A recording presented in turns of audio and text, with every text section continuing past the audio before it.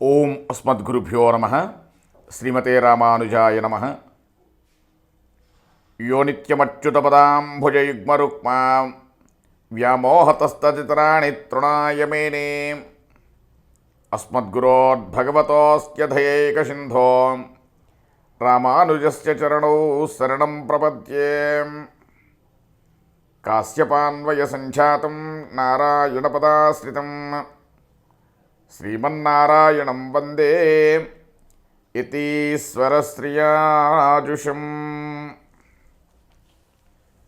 ప్రియ భగవద్బంధువులందరికీ దాసుడు ప్రణామాలతో వైకుంఠ ఏకాదశి, మోక్షద ఏకాదశి, అలాగే ముక్కోటి ఏకాదశి, ఈ యొక్క ఏకాదశి చాలా విశేషమైనటువంటిది. ఈ యొక్క వైకుంఠ ఏకాదశి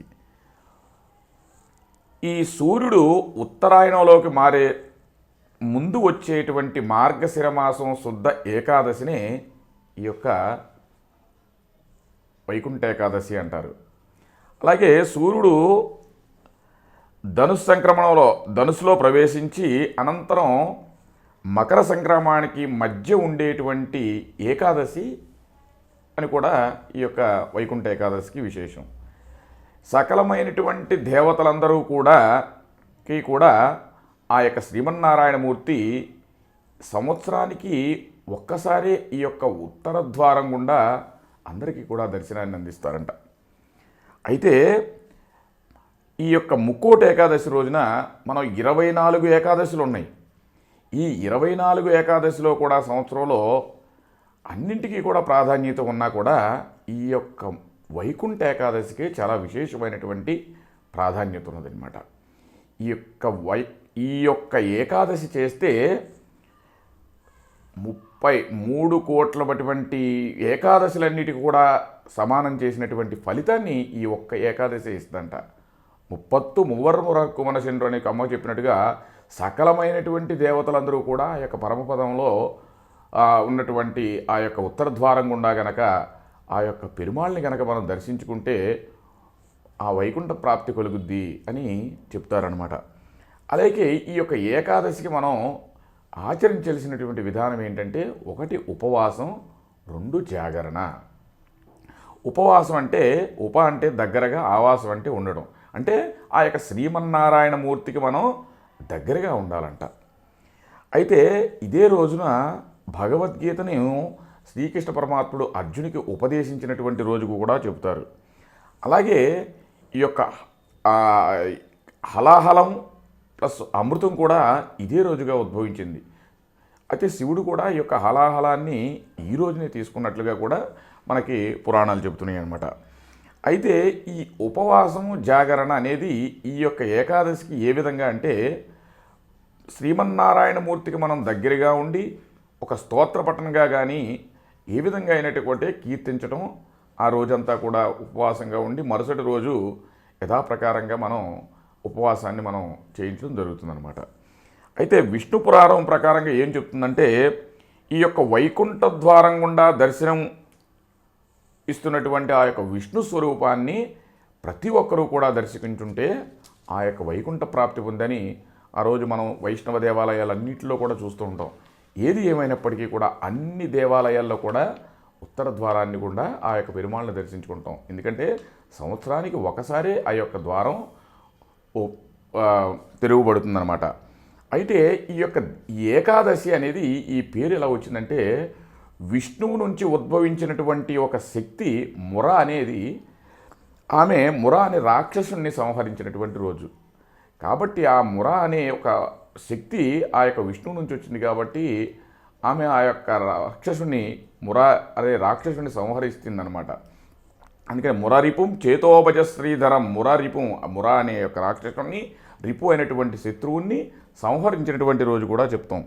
అయితే ఆ యొక్క ముర అనే రాక్షసుని సంహరించింది కాబట్టి అప్పుడు ఆమెకి విష్ణువు ఏకాదశి అని పేరు పెడతారనమాట. అప్పుడు ఆ ఏకాదశి అంటుందంటే, ఈ రోజును గనక నాకు ఉపవాసంతో కూడినటువంటి జాగరణతో ఆ యొక్క పెరుమాళ్ళని గనక ఎవరైతే గనక కటాక్షిస్తారో వాళ్ళన్నిటికీ కూడా వారి యొక్క వాళ్ళ యొక్క పాపాలన్నీ కూడా హరించుకుపోయే వైకుంఠ ప్రాప్తి పొందాలని వరం కోరుకుంటుందన్నమాట.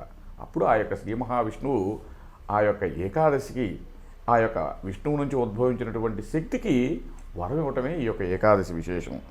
అలాగే ఇప్పుడు మనం ఎందుకంటే ప్రతి ఒక్క దేవతలు కూడా సకలమైనటువంటి దేవతలు మనం ఆది శంకరాచార్యుల గారు తీసుకున్నా సరే వారు కూడా శ్రీకృష్ణ పరమాత్మకి ఎన్నో అటువంటి భగవద్గీతల భాష్య రాశారు. అలాగే మధ్వాచార్యులు గారు తీసుకుంటే వారు కూడా శ్రీకృష్ణ పరమాత్మలు తీసుకున్నారు. అందరికీ కూడా ఆ యొక్క శ్రీమన్నారాయణమూర్తే అందరికీ కూడా ఒక అధినాయకుడు, పరదేవత. మనం యజ్ఞాలు చేస్తూ ఉంటాం, చాలా మటుకి యజ్ఞాలు హోమాలన్నీ చేస్తుంటాం. ఈ యజ్ఞాలన్నిటికీ కూడా హవిస్సునంతా కూడా స్వీకరించేవాడు ఆ యొక్క శ్రీమన్నారాయణమూర్తే. అందుకే నారాయణమూర్తికి ఏం చెప్తుందంటే ఆశ్చర్య శబ్దో నాస్మాసు ధన్య శబ్దో మహామున్ ఆశ్చర్యం పరమం విష్ణు సఖ్యాస్మాకం పరాగతి యథాజ్యం వయమస్నేయ ఉతమగ్నిషు పావనం తత్సర్వం పుండరీకాక్ష లోకమూర్తి ప్రయచ్చతి అని చెప్తుందంటే ఆశ్చర్యమైనటువంటి ధన్య శబ్దాలు ఏవైతే కూడా నా వడల పనిచేయవయ్యా, ఈ అన్నింటి కూడా స్వీకరించేవాడు ఆ యొక్క శ్రీ మహావిష్ణువే అని యజ్ఞంలో ఇచ్చినటువంటి హవిస్సులన్నీ కూడా ఆ యొక్క నారద మహర్షిగా చెప్పినటువంటి వచనాలు కూడా ఉన్నాయి. అంటే అతడే మాకు పరాగతి, యజ్ఞంలో ఉన్నటువంటి హవిస్సులు అంటే ఆ యొక్క శ్రీమన్నారాయణమూర్తే మాకు పరాగతి. అగ్నియందు పవిత్రంగా హవిస్సును ఉంచబడి మాచే స్వీకరింపబడి ఆజ్యం అంతా కూడా ఆ యొక్క విశ్వమూర్తి అయినటువంటి ఆ యొక్క శ్రీమన్నారాయణమూర్తికే చెందుతుంది అని యజ్ఞాలు చెబుతాయంట. అలాగే శ్రీకృష్ణ పరమాత్ముడు కూడా ఏం చెప్తాడు, దక్షిణాభిస్సహ అని అంటాడనమాట నారద మహర్షితో ఒకసారి శ్రీకృష్ణ పరమాత్ముడు. అంటే యజ్ఞం నాహి గతిర్విష్ణో సర్వేషాం సదక్షిణ దక్షిణాభిస్సహేతవ్యం ప్రశ్నో మమ సమాప్తవాన్. యజ్ఞాలు అన్నింటికీ కూడా దక్షిణతో కూడినటువంటి సర్వేశ్వరుడే మాకు గతి. అంటే దక్షిణ దిక్కుగా చూస్తూ ఉంటాడంట ఆ యొక్క శ్రీరంగంలో రంగనాథుడు. ఈ యొక్క రంగనాథుడి యొక్క శ్రీరంగంలో చాలా విశేషంగా ఈ యొక్క వైకుంఠ ఏకాదశి ఉత్సవాలు, పగల్పత్తు రాపత్తు ఉత్సవాలు ఎంతో విశేషంగా జరుగుతాయి. ఆ యొక్క విశేషాలు ఈ యొక్క ఉత్సవాల్లో వైకుంఠ ఏకాదశి ముందు జరిగేటువంటి ఈ యొక్క ఉత్సవాల్లో ఆ యొక్క పెరుమాళ్ళని దర్శించుకున్నట్టయితే చాలు, సాక్షాత్తు భూలోక వైకుంఠం ఆ యొక్క శ్రీరంగంలో.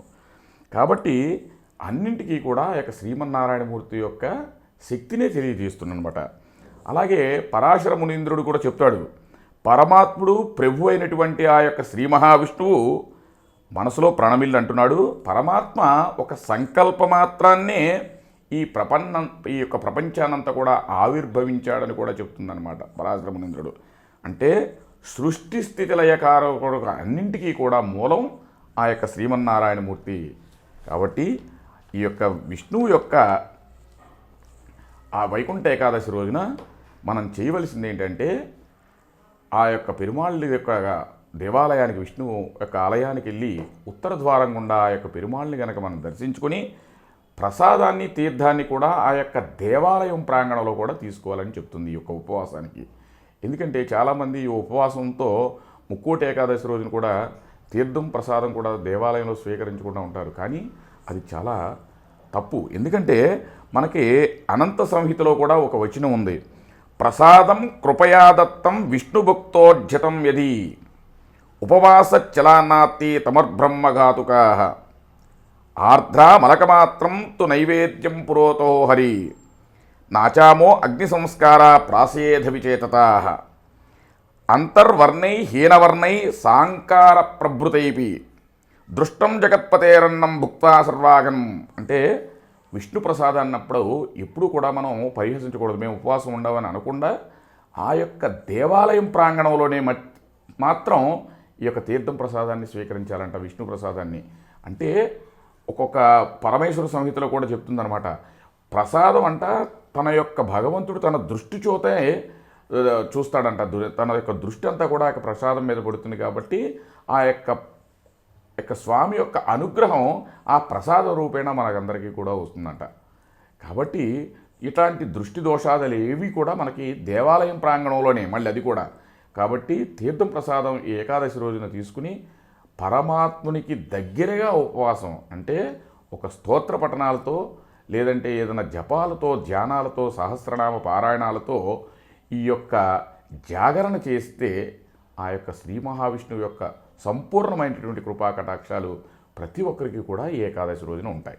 కాబట్టి విశేషంగా అందరూ కూడా ఈ యొక్క వైకుంఠ ఏకాదశి ఇంట్లో శనివారం కూడా అయింది ఆ రోజున. చూసారా, చాలా విశేషంగా పెరుమాళ్ళు మనకి శనివారం ప్లస్ ఏకాదశి మరియు గీతా జయంతి, భగవద్గీతని ఈ యొక్క ప్రపంచానికి మనకి భగవంతుడు అందించినటువంటి అద్భుతమైనటువంటి వేదం ఏదంటే ఆ యొక్క భగవద్గీత. అది కూడా మనకి ఆవిర్భవించినట్టు కాబట్టి 18 అధ్యాయాలు వీలైనటువంటి భక్తులందరూ కూడా ఈ యొక్క భగవద్గీత పారాయణం కూడా చేయటం, విష్ణు సహస్రనామ పారాయణం చేయటం, స్వామి యొక్క స్తోత్ర పఠనాలు చేయటం అనేది ఈ యొక్క విష్ణువు యొక్క శ్రీ మహావిష్ణువు యొక్క సంపూర్ణమైనటువంటి కృప ప్రతి ఒక్కరికి కూడా ఈ యొక్క వైకుంఠ ఏకాదశి రోజున ఉండాలని ఆ యొక్క శ్రీమన్నారాయణమూర్తిని ప్రార్థిస్తూ, శాంతాకారం భుజగశయనం పద్మనాభం సురేశం విశ్వాకారం గగన సదృశం మేఘవర్ణం శుభాంగం లక్ష్మీకాంతం కమలనయనం యోగిరుధ్యానగమ్యం వందే విష్ణుం భవభయహరం సర్వలోకైకనాథం. ఆచార్య దివ్య తిరువడిగలే శరణం. జై శ్రీమన్నారాయణ.